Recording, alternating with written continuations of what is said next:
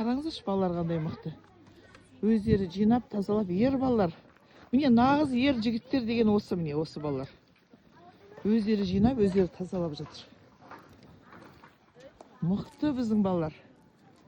Мына қазір қарасам, мына бала мынандай спорткамен мына жер тазалап жүр. Әкешші мына спорткаңды. Біріншіден өте сондай, низкая да. Есен мынаны тазалап болғанша мына баланың белінен бел қалмайды ғой.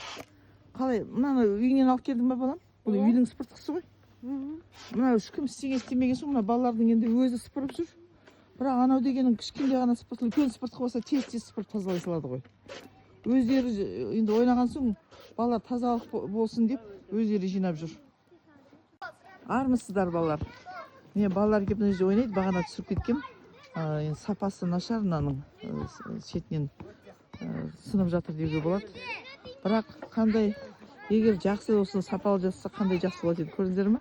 Балалар келіп осында бағана видеосын түсіріп кеттім. Өздері тазалап, өздері мына қоқысты шығарып.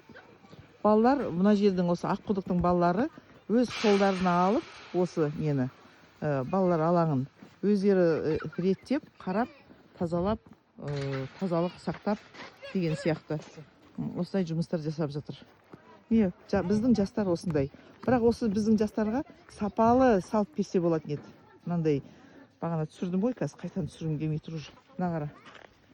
Мынау сөзі қияс кеткен, ой, масқара. Осындай.